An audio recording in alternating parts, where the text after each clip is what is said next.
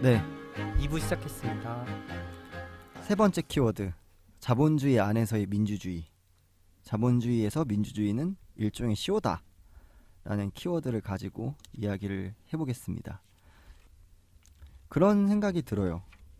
프로듀스 101은 프로그램 자체가 쇼지만 우리나라에서 선거 자체도 하나의 쇼잖아요. 그렇죠. 지금 더민주당에서 하고 있는 경선도 사실은 대중들에게 프로듀스 101과 같은 쇼를 보여주는 거죠. 그 쇼를 통해서 더민주당의 지지율도 올리고 대선 후보가 되는 사람의 미리 득표율도 올리고. 마치 네. 프로듀스 101에서 시청률 올리듯이. 그럼요. 네. 재밌습니다. 네. 더민주 경선 재밌게 보고 있어요. 굉장히 재밌죠. 프로듀스 101보다 전 더 재밌어요. 네. 그 막 거긴 네거티브가 장난이 아니잖아요. 네. 프로듀스 101 애들은 착해서. 아 그렇죠. 다 네. 착하려고 노력하는데 진짜 한마디 잘못했다가 그거 잡혀가지고. 거기는 착해야 먹히니까. 여기도 근데 여기는- 네거티브가 먹히는 것 같지는 않은데. 그래도 뭐 서로가 네거티브를 한다고 네거티브를 하죠. 아 그렇죠. 당신 왜 네거티브 합니까? 라고 네거티브를 하잖아요. 아 맞아요. 아 네거티브 이제 하지 맙시다. 막 이러면서 사실 그게 네거티브야. 네거티브 하지 맙시다 해놓고 막 밤에 새벽에 막 갑자기 감성글. 그리고 안녕. 안희정이 그렇게 올렸죠. 문재인 진짜 사람 질리게 만든다. 아 이렇게 맞아요. 이야기를 하기도 하고. 감성 패부. 새벽에 페이스북이 얼마나 무서운가에 대해서. 근데 정치는 저는 쇼라고 생각하는데 좀 쇼여야 다르네요. 된다고 생각해요. 근데 쇼일 수밖에 없다고 생각하는 것 같아요. 근데 그 진실의 원래 마키아벨리가 쇼 그러니까 어피어런스라고 해서 이제 외향적으로 보여지는 거랑 진리가 있는데 정치에서 중요한 거 외향이라고 말해요. 그러니까 겉으로 보여주는 게 중요하지 네가 진짜 성인군자고 막 이런 거 별로 중요하지 않아 이렇게 말하거든요. 정치학도. 죄송해요. 근데 그래서 저는 이게 속성이 저는 되게 동의하는 편인데 그러니까 마키아벨리스트라고 하면은 겉보기랑 자기 속이랑 다른 사람을 보통 얘기할 때 정말 얘는 마키아벨리스트적인 사람이야 이렇게 말하잖아요. 본인의 뭐 이득을 취하기 위해서 뭐 어떤 겉으로 보여지는 행위를 별로 신경 쓰지 않거나 뭐 그런 사람을 일컬잖아요. 근데 그것처럼 저는 제 정치인이 마키아벨리스트였으면 좋겠는 거예요. 제가 국민 프로듀서로 원하는 그 아이돌인 친구는 마키아벨리스트였으면 좋겠어요. 그러니까 쇼를 잘하는 애였으면 좋겠지. 얘가 진짜 착한 애고 이런 거 별로 중요하지 않다고 생각하는 거예요. 근데 그러다가 착할 수도 있는 거고. 그러니까 저는 이게 뭐 정치가 일종의 쇼다라는 측면에서 봤을 때 이 정치라는 것을 일종의 스킬, 기술적인 의미의 정치가 아니라 그 안에 담긴 내용성이 중요하다라고 생각을 하는데 이 쇼라고 비춰지게 되면서 대중들이 정치에 대해서 인식하는 걸 권력 게임으로 인식하게 된다는 거예요. 그러니까 우리가 예를 들면 드라마 같은 사극 같은 걸 봐도 되게 옛날 정치인들이 나오는 거잖아요. 뭐 백성의 주인공인 사극도 있을 수 있겠지만 대부분 실존 인물들의 권력 투쟁을 다루는데 뭐 예를 들어서 정도전 얘기가 나온 사극이야. 그 사람이 이 세상에 대해서 어떤 문제의식을 가졌고 어떤 내용성으로 난 다른 생각과 다른 사상을 가지고 다른 정치를 하고 싶은지에 대한 부분을 다루기보다는 그 부분이 아예 안 나오는 건 아니지만 어떤 악역이 있고 이 악역과의 권력 투쟁에서 이기는 계략과 권모술수의 과정, 그 안에서의 사이다, 뭔가 감동적인 드라마, 이런 것들이 나오잖아요. 실제 정치도 그렇게 다뤄지고 있고 그렇게 보여주고 있다고 생각하거든요. 대중 매체가. 근데 그 부분에 대한 대중들에게 뭐 충족시켜줄 수 있는 만족감이나 이런 것들이 있을 수 있지만 사실 정말로 중요한 건 그 정치가 어떤 정치냐, 나는 어떤 정치를 하고 싶고 어떤 내용을 가지고 있느냐가 있어야 되는데 그런 거 없이 뭐 그냥 얘기를 하는 거잖아요. 이겨야 하는 대상이 있는 거고 서로가 그렇죠. 그 안에서의 경쟁이라고 하면 경쟁인 건데 이런 쇼가 어떤 사회를 더 나아지게 할 수 있나? 정치가 사회를 나아지게 할 수 있나?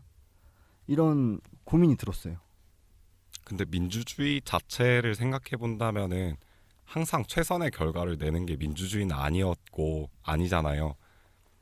그럼 약간 어쩔 수 없는 게 아닌가라는 생각이 든다는 거죠. 그런데 만약에 희망을 볼 수 있다면 저는 이번 사태에서도 봤듯이 어떤 언론이 있는가가 되게 중요한 것 같아요. 그러니까 되게 세월호를 막 포르노적으로 소비하잖아요. 다른 그 기존의 이제 주류 언론들이. 주류 언론들이. 그런데 이제 JTBC가 이제 중원을 찾았잖아요. 그러니까 공영 방송의 포지션을 취하면서 이제 사태가 급변하잖아요. 그것처럼 사실 그 진실을 가깝게 편집하여서 보여주는 언론이 중요한 건데 너무 그런 기능을 못 하고 있다. 그러니까 JTBC는 저는 좋게 평가하거든요. 잘 하고 있다고 생각해서. 그러니까 언론이 정치를 도와주는 거 말고 정치 자체가 어떤 역할을 하고 어떻게 기능할 것인가 사회에서 이런 거에 대한 문제의식이 있는데 뭐 예를 들면 그런 거죠. 민주주의라고 하면 뭐 선거 이야기를 하면은 표를 받는 게 정치인들한테는 굉장히 중요하잖아요. 그러니까 예를 들면 전 그렇게 생각해요. 국회의원들이 왜 지역구에서 표를 받아야 되지? 사실 국회의원들은 국가의 입법을 하는 입법기관인 거지 지역에 복무할 필요는 없잖아요. 뭐 지역구 의원들이 다 따로 있는데 그렇죠. 국민의 근데 대표인데. 국회의원이 되면 4년 있다가 다음 재선에 성공해야 돼. 재선에 성공하지 못하면 안 된단 말이에요. 그건 나의 국회의원들이 아무리 상류층이라고 할지라도 그 상류층을 유지하느냐 마느냐에 본인의 그런 중요한 부분이기 때문에 그럼 국회의원 임기 내에 입법에 대한 고민을 많이 하는 국회의원 분들도 계시겠지만 자기 지역구에 내려가서 지역 사업을 해야 된다는 거지. 표를 받기 위해서. 뭐 비례 같은 경우에도 다음에 비례로 또 출마하는 건 사실 좀 염치가 없는 짓이잖아요. 소수 정당일수록 더 그렇죠. 자기 지역구를 개척해야 된단 말이에요. 그 사회 안에서는. 근데 표를 많이 받기 위한 정치와 이 세상을 좀 더 나은 세상으로 만들기 위한 정치는 완전히 다른 것 같아요. 프로듀스 101 얘기를 하면은 아주 실력 있고 외모가 출중하고 정말 인성이 좋은 아이돌을 뽑으려면은 투표가 별로 좋은 방식이 아닐 수도 있다는 거죠. 물론 아이돌이 뭐 아티스트라고 보기는 어려울 수도 있겠지만 사실 정말로 해야 되는 질문은 어떤 음악을 하고 싶은지, 어떤 음악을 통해서 아이돌이 뭐 아이돌 문화에 대해서 뭐 인정한다고 한다면 어떤 아이돌이 되고 싶은지, 어떤 행동을 통해서 사람들에게 뭔가 마음의 위안을 주고 뭐 즐거움을 주고 싶은지 이런 고민들이 사실은 있어야 되는데 그런 이야기를 하면 시청률이 안 오르겠죠? 그렇죠. 아무도 안 듣겠죠. 벌써 졸려. 근데 확실히 저도 좀 그런 생각이 있는 것 같아요. 사실 의원은 지역에서 할 수 있는 일이 없잖아요.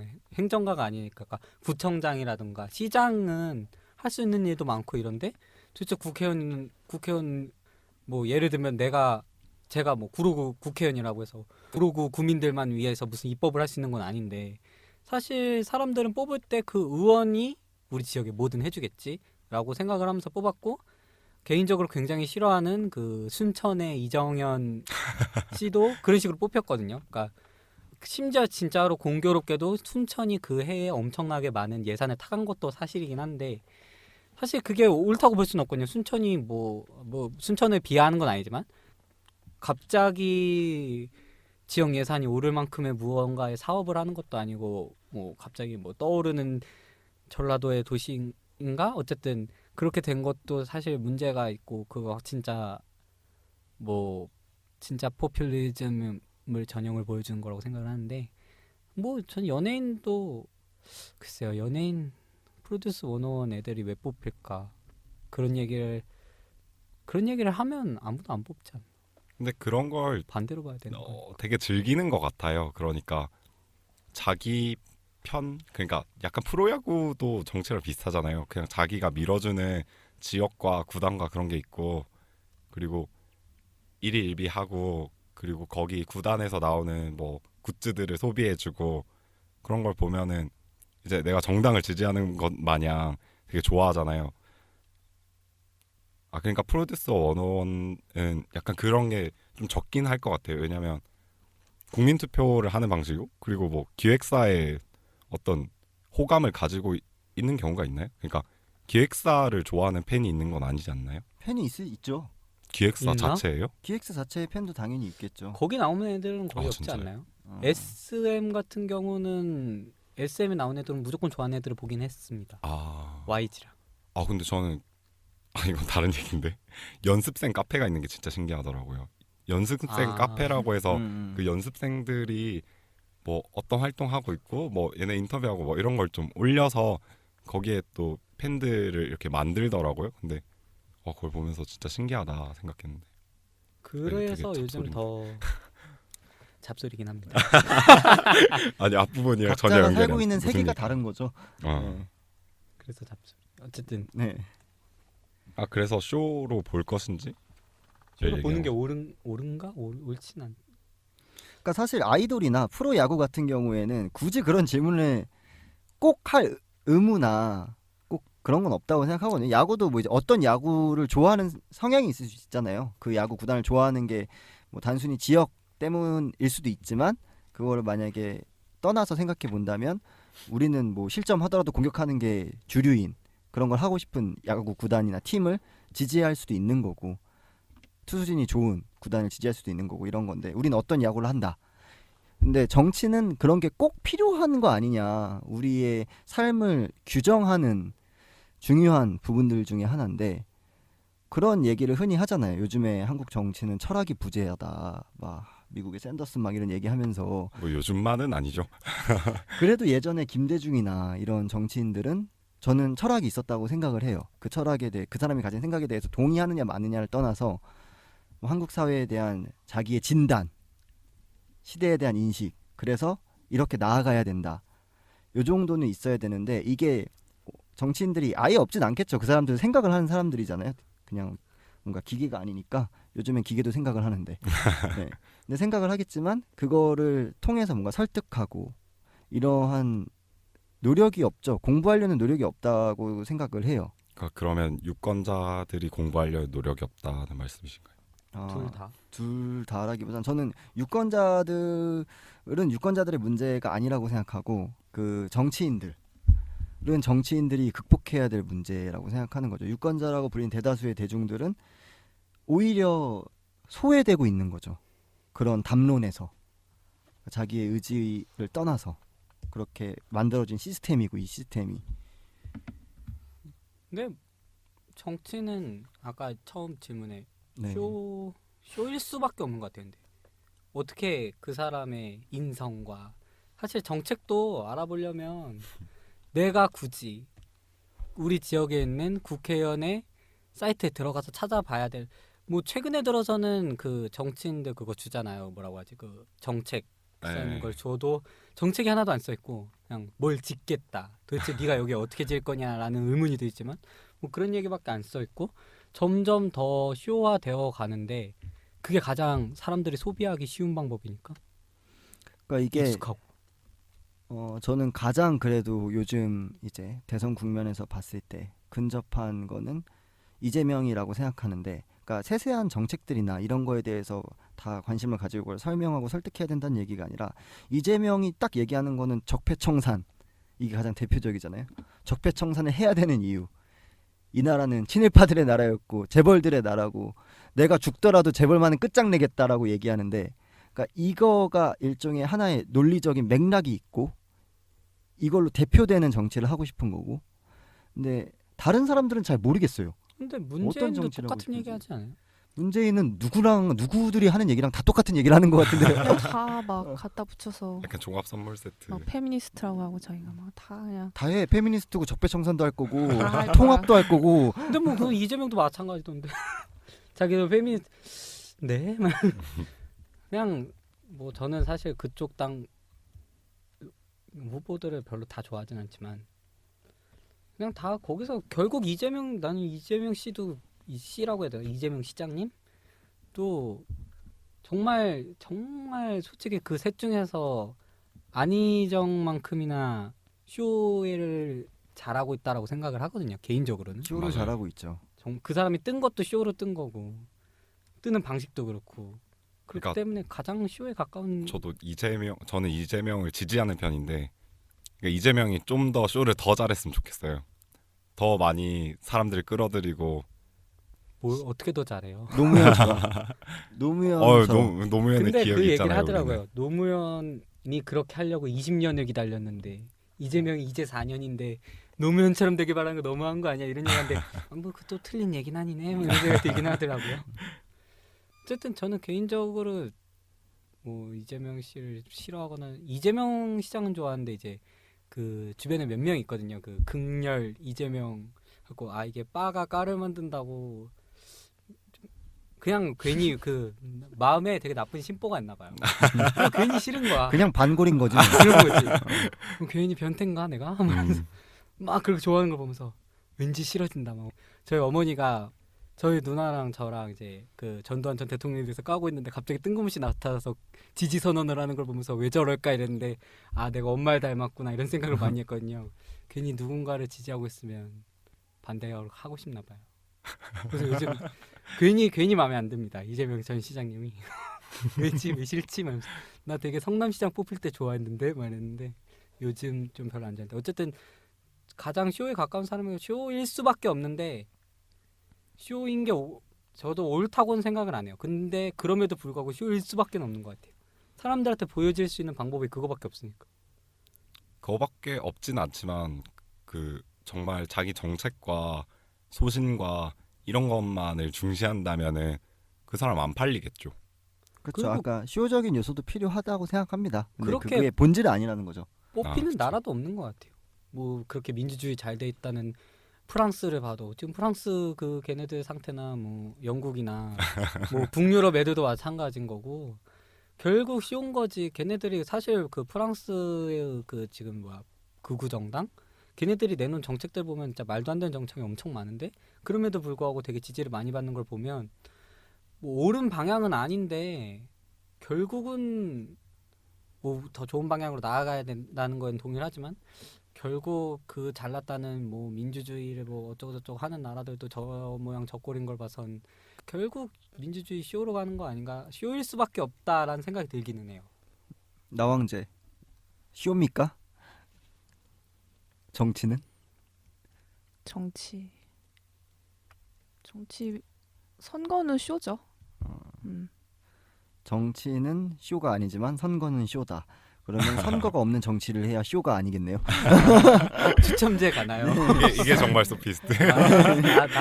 나 추첨 운이 없어서 난 안 되겠어. 그러니까 이게 제가 난 안타까운 반대한다. 거는 그런 거예요. 그러니까 예를 들어서 해외사를 얘기하면 모택동주의, 레닌주의, 뭐 우파는 잘 몰라가지고 근데 우리나라에서 그럴 만한 사람이 있나라는 거예요. 그러니까 그게 주의라고 붙여질 정도의 뭐 완벽한 학문은 아니겠지만 나름대로의 체계성이 있기 때문에 그렇게 부를 수 있다고 저는 생각하거든요. 근데 노무현주의, 김대중주의, 더 옛날로 돌아가서 김구주의, 영웅주의 그렇게 부를 만한 그런 체계성을 가지고 그걸 만들어내고 자기의 생각을 그런 것들이 필요하지 않나. 왜 필요하다고 생각해요? 그러니까 이게 이름을 붙이는 행위가 필요하다는 게 아니라 그렇게 될 정도의 자기의 생각이 체계성을 일관적으로 가지고 있고 그게 철학이 부재하지 않은 정치가 가능하게 만드는 힘이지 않나. 그러니까 자기 생각을 정리하는 게 없다라는 얘기죠.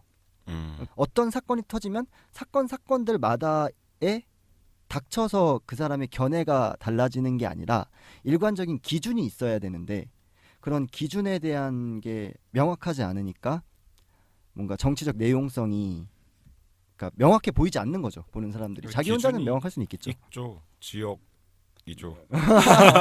근데 예. 그 레닌주의고 모택중주의고 결국 다 되게 안 좋은 방향으로 나가지 않나요? 아닌가? 그러니까 내가 저는 잘 그렇게 모르는 건가? 생각하진 않아요. 네, 네. 제가 생각하기에는 그냥 이제 말씀하신 게 이제 정치인을 선택하는 입장에서 어떤 기대되는 생각이나 사고 체계를 공유하고 있는 사람을 뽑아주면 좋은 거잖아요. 그러니까 이념으로 투표하면 좋은 건데 사실 어떤 이념을 가진 게 아니라는 거죠. 그러니까 사람마다 그때 표 되는 대로 너무 일관성 그러니까 예측성을 보여주지 못하는 게 아닌가. 내 그러니까 이야기를 사드에 대해- 통역해주고 있어. 그러니까 사드에 대해서 어떻게 생각해요라고 문재인 씨한테 물으면은 이 사람이 어떻게 대답할지 저는 이렇게 확실하게 모르겠거든요. 문재인은 특히 그렇죠. 근데 이재명 씨한테 물어보면은 이 사람 반대할 것 같아라는 생각이 들어요. 왠지. 그러니까 그런 것처럼 약간 공유하고 있는 생각이 있다면은 그러니까 레닌이나 뭐 막스나 뭐 이런 거 차치하고 그런 철학이 없다는 거죠. 그러니까 같이 공유할 만한 어떤 근데 저는 개인적으로 그 정도의 정말 무슨 주의라고 붙을 정도의 철학이 나오려면 그 나라는 독재해야 돼요. 그러니까 독재 안 하고서 그렇게 그 정도로 밀어붙일 수 있는 경우도 없고, 그러니까 전 개인적으로 그 철학의 유동성이라는 게 결국은 당연한 거 아닌가? 그러니까 특히나 민주주의 사회에서는 일단 뽑혀야 되는 것도 사실인 거고, 아 근데 결국 샌더스도 다 안 되다가 자기 때가 온 거잖아요 이번에. 뭐 그렇게 생각하면은 생각할 수는 있겠는데, 저는 그 유동성이라는 게 꼭 나쁘다고만 보기는 어렵다고 생각을 해요. 그러니까 뭐 문재인의 그런 애매모호함이 솔직히 저도 좀 답답하고 아니라고 생각하는데, 그럼에도 불구하고 그게 상황에 따라서 맞추는 변화도 저는 그거 역시도 중요하다고 생각을 하거든요. 무조건적인 그런 뭐 철학도 중요하겠지만. 그래서 저는 개인적으로 그렇다고 유동성 없는 것도 문제 있는 거 아닌가. 그 상황에 따라 어떻게 변할지 모르는 건데. 아 그러니까 내가 잘 이해를 못한 건가? 제가 생각하기에는 만약에 미국 민주당을 찍을 때 미국 민주당을 찍는 사람은 오바마 케어에 동의할 거예요. 건강보험을 너네한테 강제로 파는 것에 동의하는 사람일 거고 그 반대가 있을 거고 이렇잖아요. 그런데 우리나라 같은 경우에는 사실 반공주의밖에 없는 것 같아요. 그렇게 딱 명백하게 민주당과 이제 새누리당인가 지금 무슨 당이죠? 자유한국당. 네, 자유한국당을 구분할 수 있는 이슈가 너무 적다는 거죠. 최순실. 너무 비슷하니까. 그러니까 이게 저는 아까 이제 박사원이 얘기했던 거에서 얘기를 하면은 어떤 특정한 한 사람의 그런 문제가 아니라 한국 정치 문화 자체가 그렇다. 그렇죠. 이 철학적 사고의 부재, 어떤 정치, 어떤 이데올로기, 이게 극단적으로 이제 최악으로 치닫는 끝판왕이 그런 거죠. 국민을 위한 정치를 하겠습니다. 이 얘기밖에 할 게 없는 거지. 은철씨. 놀래라. 이런다든지 뭔가 저는 이제 대학에서 뭔가 학생의 그 선거 정당? 이런 거를 좀 많이 했는데, 학생의 선거를 하면은 예를 들어 비운동권 후보 선본이 나왔을 때 일면 홍보 플랫폼에 이제 일면이 그런 적이 있었어요. 후보 둘이 딱 정부 후보가 이렇게 화이팅하는 포즈를 취하고 대문짝만하게 글씨가 써 있어요. 우리에겐 이념이 없습니다. 딱 이거. 이념이 없다라는 게 가장 자기를 대표하는 문구예요. 뇌가 없습니다. 뭐 이런. 근데 꼭 그렇게 말할 수 없는 것 같은 게 이념 없음을 아주 선호하지 않나요? 그러니까 되게 이 문화 자체가 그렇다는 네. 거죠. 중립을 선호하고. 근데 네. 저는 약간 왜 그런 식으로 됐나라고 고민해봤을 때 한국 대학생들이, 저는 대학생이니까 대학생 얘기를 하자면, 대학생들이 질문을 안 한다고 하잖아요. 질문을 왜 안 하는데라고 생각했을 때 저는 자기 주장이 없는 게 가장 크다고 생각하는데, 자기 주장이 있다는 거는 자기가 어떤 반대에 부딪힐 수도 있는 거예요. 근데 그 반대에 부딪히는 게 너무 싫고 힘들기 때문에 차라리 내 입장을 선택하지 않으면은 안 다퉈도 되잖아요. 그냥 다 그럴 수 있지라고 이렇게 취존해줘 뭐 이렇게 말하는 것처럼 그게 그냥 제일 싫어요 저는. 그게 제일 쉽고, 그러니까 그냥 선택하지 않는 거죠.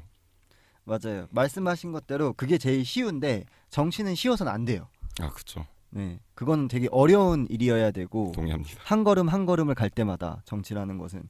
근데 그렇지 않고 쉬운 선택들을 하게 되는 거죠. 왜냐하면 표만 많이 받으면 나는 정치를 계속할 수 있고 이걸로 먹고 살 수 있고 운이 좋으면 더 잘 나갈 수도 있고 이런 거니까. 그 안에서 어떤 세력이 중요한 거지, 이 세력을 어떤 생각을 중심으로 모을 것인가는 고민하지 않죠. 별로. 그러니까 이게 한국 정치 문화의 정말 안 좋은 그런 부분이지 않나. 이걸 극복하는 것이 좀 더 나은 세상이지 않나, 이런 고민입니다. 프로듀스 101에서 아주 멀리 왔네요. 근데 저는 조금 약간 이제 70% 동의하고 30%는 좀 다르게 생각한 건, 한국 정치가 어려워. 저는 어려우면 안 된다고 생각하거든요. 사실 뭐 어려우면, 저는 어려우면 그게 이제 공부를 하라는 건데, 전 아무도 안 할 거라고 봐요. 나는 학교 공부도 안 했는데 정치 공부를 하라고 하면 안 할 거니까. 개인적으로는 사실 정치가 어렵지 않다고 생각하거든요. 솔직히 말하면 그냥 차라리 완전하게 지역 이기주의였으면 지금보다 나았을까. 이 정책들이, 이 사람이 펼친 정책들이 나한테 유리한가, 이런 것만이라도 고려하고 뽑으면 좋겠는데 그런 게 아니라는 거죠. 저는 우리나라 정치를 봤을 때 그냥 뽑는 거야. 아, 근데 저는 그게 유권자 탓이 아니라 그러니까 정치인들이 선택을 어렵게 하는 것 같아요. 그러니까 반대적으로 저는 쉽게 가야 된다는 거죠. 정치가 음. 쉬워져야 사람들이 참그러지. 쉬워진다는 게 사실 자기의 그 애티튜드가 확실해야 된다는 거잖아요. 근데 사실 그렇게 확실한 애티튜드를 보여준 정치인이 거의 없잖아요. 그렇게 가야 되지 않나요? 가자는 거죠. 그러니까 같은 저는 얘기를 그렇게 갔으면 좋겠어요. 하고 있는 것 같은데 우리가 아, 그러네요. 가만히 돌아보니까 그러니까 어. 저도 정치인들이 어렵게 정치를 해야 된다는 거지 대중들이 아. 정치를 어렵게 받아들여야 된다는 건 잘못 받았네. 네. 아니었기 때문에 우리는 모두 같은 얘기를 지금까지 하고 있었던 것으로 정리하고 네. 내가 그렇군요. 이해력이 떨어지는 걸로. 아, 네. 아니, 서로가 이해하는데 시간이 좀 걸렸네요. 아, 그러게. 네. 다음에는 제가 궁금한 것 중에 물어보고 싶은 것 중에 하나가 이제 그 갑자기 프로듀스 원원 얘기를 또 하는데 아, 좋아요. 거기에 보면 이제 그 비하인드 이런 게 있어요. 그래갖고 이제 소녀들이 한 명씩 나와가지고 불평불만을 얘기를 하는데 거기 보면 이런 얘기가 나와요. 뭐 예를 들면 우리 김 작가님이 매우 좋아하는 김세정, 갓세정이라는 분 사람과 네. 그 처음부터 주목받았다라는 못하는 걸로 주목받은 그 김소혜 양이 정면적으로 부딪히는 그 미션이 있어요. 거기서 이제 막 그 김소혜라는 애가 너무 못하고 그걸 이제 갓세정이 도닥여주면서 갓세정이 안 그래도 인기가 많았는데 더 그걸로 이제 막 인격까지 갖춘 막 이런 캐릭터로 자리를 잡았단 말이죠. 근데 이제 그거를 뽑을 때 보면 자리의 포지션을 분배를 하는데 둘 다 센터도 아니고 그렇단 말이에요. 근데 센터라는 자리가 사실 그냥 딱 들었을 때 센터가 되게 중요해 보이고 우리가 아이돌을 볼 때 센터 자리 중요하다라고 생각을 하잖아요. 근데 그 무대에서 센터였던 애가 나와서 그런 얘기를 하더라고요. 센터 자리 중요하다고 해서 자기가 열심히 해서 센터가 됐는데 TV에서 자기는 1분도 안 비춰주고 15분 내내 소혜랑 세정이만 나오더라. 그 무대에서 센터는 나였다. 그거 아니었으면 난 떨어지지 않았을 거다. 이런 얘기를 하더라고요. 또 다른 여자애가 나와서 걔는 원래 보컬 포지션이었던 애로 지원을 한 건데 어쩌다가 랩을 했는데 랩을 잘했어요. 근데 걔를 보컬이라는 설명을 한 번도 붙여주지 않아서 그 여자가 나왔고 저 여기 나와서 사람들이 전부 다 저 래퍼인 줄 알아요. 저 포지션 원래 보컬이에요. 막 약간 울먹거리면서 막 얘기를 하는 걸 보면서 아 이게 되게 선거에서 또는 그 프로그램 내에서 우리도 모르게 소외되는 11명을 제외한 나머지 뭐 그 외에 이제 뽑힐 수 있었던 위치에 있던 애들을 제외하고서는 그 101명을 다 잡을 수 없었지만 그 101명은 다 나름의 꿈을 갖고 청운의 꿈을 품고 왔을 거 아닙니까?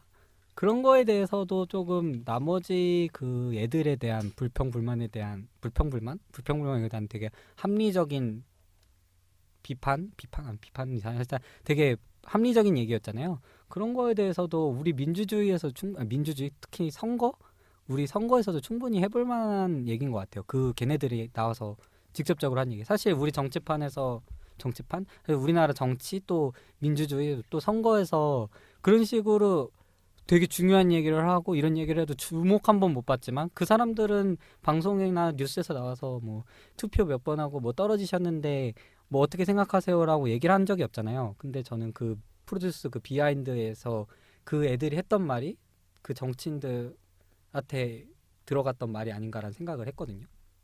어떻게들 생각하세요? 그러니까 그런 경향성이 있기 때문에 정치인들도 실제로 그런다고 하잖아요. 안 좋은 일이더라도 뉴스에 나오는 게 중요하다.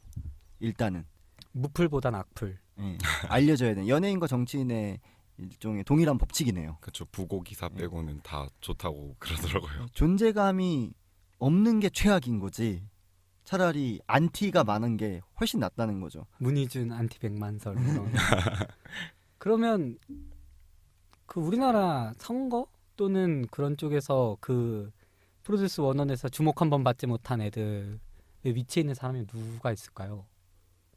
주목받지 대표적으로? 못하는 네. 작은 소속사를 찾아보면 되지 않을까요? 녹색당? 그런 녹색당이죠. 곳? 녹색당, 근데 노동당.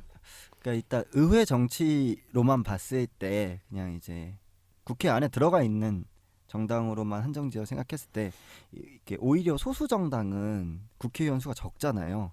물론 국회의원도 없는 소수 정당들은 더 많이 배제되겠지만 알지도 못하죠. 네, 하겠지만 국회의원이 뭐 5명 있는 정당에서 대표되는 사람과 100명 있는 정당에서 대표되는 사람과 오히려 그러니까 일개 정치인으로서의 그걸 존재감만을 따지면 더 그럴 수도 있을 것 같아요. 그러니까 국회의원 수가 많은 여당이나 이런 야당이나 민주당이겠죠. 여기서의 정말 100명 중에 1명? 게다가 막 지역구도 아니었어. 비례야. 근데 존재감 없는 비례야. 이래 버리면은 떠오르는 사람 몇 명 있긴 있군요. 사실 그러니까 안타깝죠. 근데 뭐 어쩔 수 없는 거긴 한데 그 녹색당이나 이런 노동당들이 대표해주는 사람들이 있지 않을까. 그 사람 오히려 그 원내에 들어오지 못한 정당들이 더 확실하게 그 대표하는 사람들이라고 해야 되나? 아니면 주장하는 바가 뚜렷한데 사실 뭐 전 자유한국당은 좀 논외를 치고 그 전에 새누리당이나 더불어민주당이나 사실 이렇게 더불어민주당 새정년 맞나요? 그때 사실 이렇게 그 사람들은 도대체 누구를 대표하는지 모르겠었거든요. 그냥 잡탕이죠 거긴. 그러니까 지역을 대표하지 뭐 어떤 특정 지역을 대표하는 사람들이구나. 지금 답을 얻었습니다. 사실 막 뭐 녹색당이 대표하는 사람이 대충 그 사람들 어떤 걸 얘기를 하던가요? 아시나요? 혹시 나은재 씨? 녹색당? 모르시는 걸로. 아니 말을 하라고 하면은 어려운데. 뭐 하여튼 오히려 그런 정당들이 저는 훨씬 대표해주는 사람이 많은 것 같거든요. 그러니까 그 사람들은 확실하게 그 사람들의 목소리를 대표하고 있는데 그 사람들 원내에 못 들어갔다고 다 얘기를 언급조차 안 하잖아요. 사실 그 민중연합당 그 당도 분명 대선 후보가 나왔는데 대선 후보가 페이스북에서만 인기가 있고 정말 주목 한번 못 받는 거 보면 되게 안타깝다는 생각 많이 했거든요. 그러니까 그런 거 제가 아까 말했던 정치적 내용성을 담보하고 있는 게 오히려 그런 소수 정당들이 실제로 그렇게 노력하려고 하고 있다고 저는 생각하거든요. 뭐 상대적으로 봤을 때는 주류 정당들보다는 훨씬 더 내용성이 담보돼 있죠.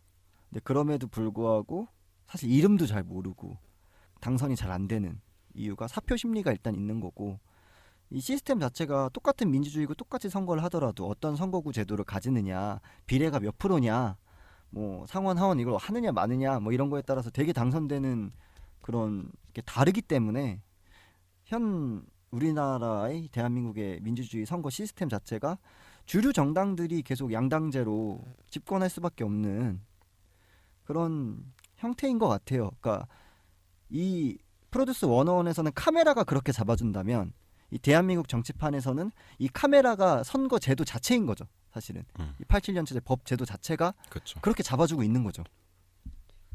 이런 게 저도 안타까워요. 저도 당연히 소수 정당들이 좀 더 많이 진출해서 하고 싶은 이야기를 했으면 좋겠는데 그런 게 좀 안타깝네요. 네. 어쩔 수 없는 걸까요? 어쩔 수 없는 게 아니라 이걸 바꿔야죠. 뭐 개헌을 하든 제도를 바꾸든. 근데 개헌을 하면 네. 어떤 식으로 바꿀 수 있을까요? 이게 사실 결국은 언론이 주목해주지 않으면 일반 시민 하여튼 우리들은 찾아보지 않는 이상 어려운 거잖아요. 근데 그쵸. 사실 정당이 뭐 우리는 잘 모르지만 우리가 기껏 알아봐야 정의당 정도까지만 알지만 사실 정당이 되게 많잖아요. 그럼에도 불구하고 저는 사실 이게 개헌으로 이걸 바꿀 수 있을까? 이게 소수 정당의 목소리를 담을 수 있을까? 에 대한 의문은 있어요. 그런데 사실 정치에 이미 뛰어들어 있는 주류 플레이어들은 그 사람들이 들어오는 걸 싫어하잖아요. 막을 것이다. 네, 그러니까 굳이 소수 정당에게 유리한 방향으로 개헌이 될까 하면은 절대 그렇지 않을 것 같아요. 그러니까 소수 정당이 들어오려면은 이제 비례성이 높은 선거 제도가 필요하잖아요. 그러니까 그렇죠. 내가 투표한 만큼 후보가 당선돼야 되는데 사실 50% 그러니까 상대적인 다수 표만 얻게 되면은 이기는 상황에서 저희 같은 경우 총선도 그렇고 대선도 둘 다 그런데 그게 승자 독식적인 상황에서는 사실 이미 독식하고 있는 승자 둘이잖아요. 그 둘은 이제 소수 정당을 대표하는 사람들이 있음에도 불구하고 그 사람들이 대표되는 걸 별로 좋아하지 않겠죠. 뭐 굳이 바꾼다면 그런 방식을 할 수도 있겠죠. 똑같이 뭐 선 비례가 아니라 선거구에서 뽑더라도 A 선거구에서 한 명, B 선거구에서 한 명을 뽑았다면 A, B를 합쳐서 2명을 뽑게 하는 거죠. 국회의원은 한 명 뽑는 게 아니라 2명 뽑는 거예요. 그러면은 사람들의 심리가 그렇게 될 수도 있다는 거죠. 아, 이번에는 민주당 뽑되 2명이니까 뭐 한 명은 뭐 녹색당 후보를 뽑는다든지 이런 식으로 하면은 소수 정당들이 당선될 확률이 좀 더 올라가겠죠.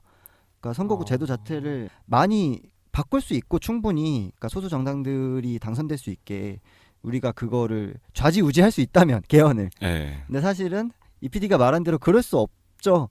이걸 주도권을 잡고 있는 사람들이 있는 거고 이 사람들이 말하는 개헌은 말이 개헌이지 그 개헌의 내용이 뭔지는 아무도 몰라요. 그냥 이게 뭔가 내각 책임제인 건지 대통령제인 건지 이것만 가지고 싸우지 그 안에 선거구제도를 어떻게 뽑을 거며 비례를 몇 프로 할 거며 이런 거는 언론에서도 잘 다루어지지도 않고 그 얘기를 하지도 않잖아요. 왜냐면 도움이 안 되니까. 그쵸. 선거법 개정은 하지 않을 거니까 이미 그걸로 그러니까 새누리당이랑 더민주당이라고 할게요. 그러면 그 양당이 공유하고 있는 가장 큰 이익이 적어도 2등은 한다잖아요. 그렇죠. 쓰레기들.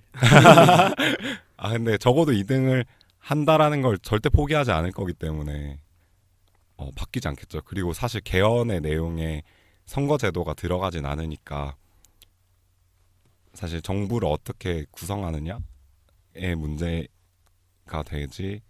그게 뭐 선거제도 개편은 사실 선거법 개정을 이제 공약으로 걸거나 그래야지 바뀌는 거라서 전 사실 비관하고 있습니다. 소수정당이 과연 소수정당이 집권할 수 있는 아니 집권이 아니어도 어느 정도 의석을 얻을 수 있는 방향으로 선거법이 개정될 거냐 하면은 절대 안 그러겠지라고 생각이 들더라고요. 근데 그런 룰을 만들 수 있게 나아가야 되는 거겠죠. 그렇죠. 뭐 그렇게 나아가야 된다라는 게 있고 그게 지금 당장은 어려울 수도 있겠지만 당장 되면 더 좋고. 그쵸. 네. 되게 놀랬던 게 그 이제 비례성을 수정했잖아요. 헌법재판소에서 이제 2대1로 가장 인구가 많은 선거구와 가장 인구가 적은 선거구의 인구 차이는 2배를 넘어서는 안 된다라고 판결을 내려서 선거구를 재획정했잖아요.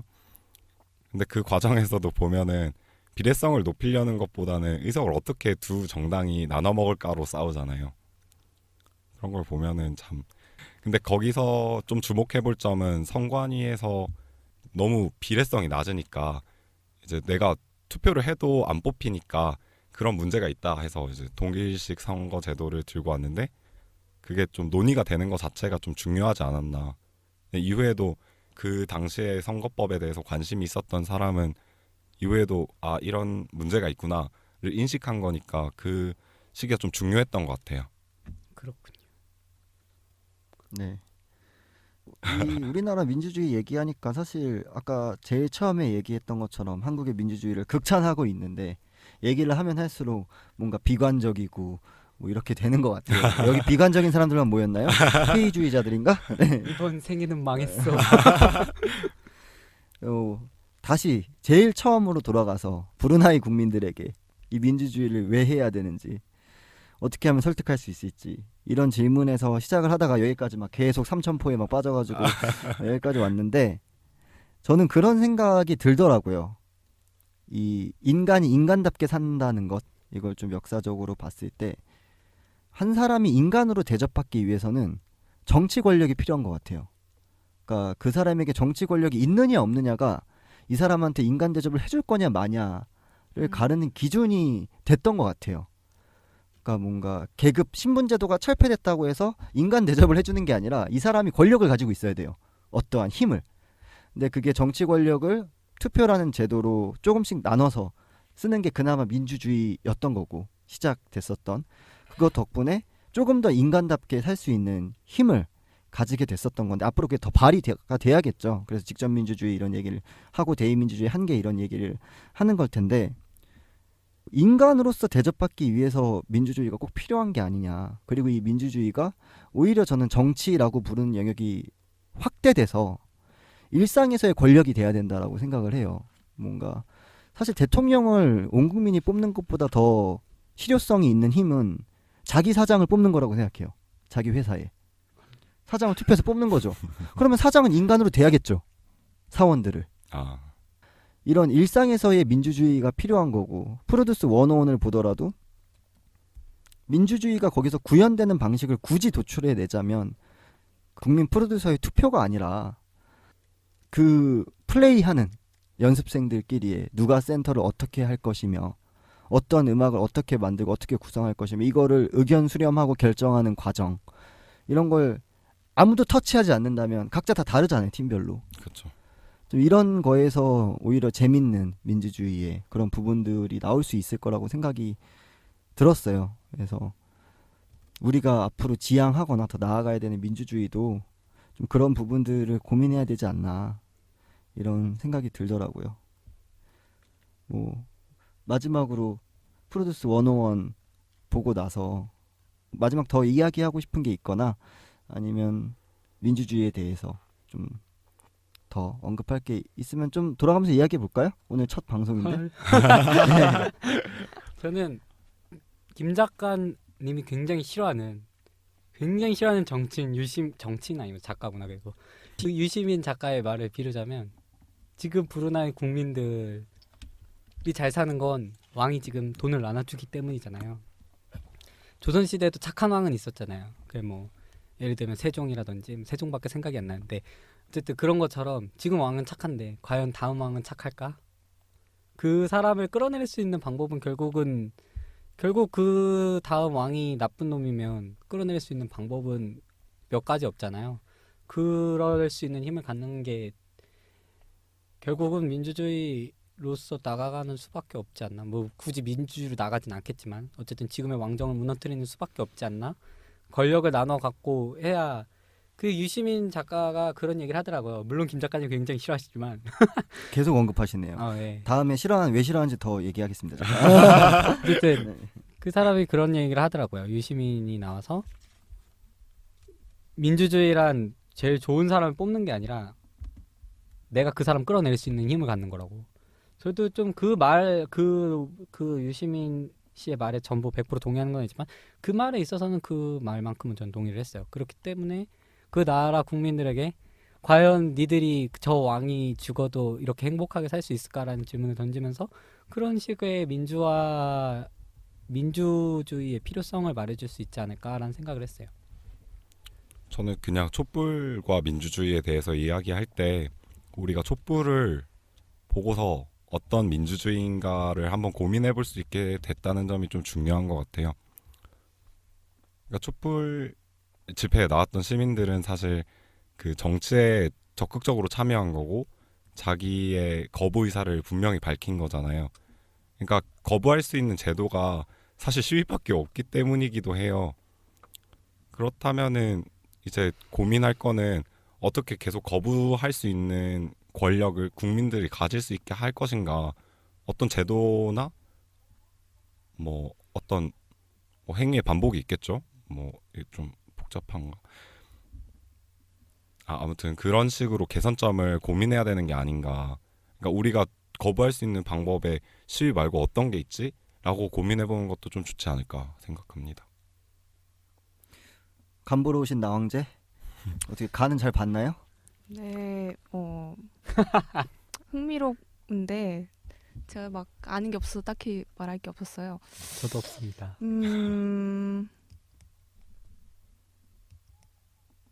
네, 뭐 네, 없었군요. 네. 나는 그 간을 뒤에 잘 봤다. 그 뒤에 뭔가 말이 있을 줄 알았어요. 근데 오늘 주제가 좀 까다로운 것 같아요. 네. 김 작가님 잘못인 걸로. 아니 까다로운 주제를 뻔하지 않고 쉽게 이야기를 해보려는 쉽게 했는지 노력을, 잘 네. 모르겠네. 그게 걱정이야. 굉장히 죄책감이 네. 드는데. 좀 더 쉽게 이야기를 해보면 좋을 것 같고 이 PD와 김 작가는 반성하라.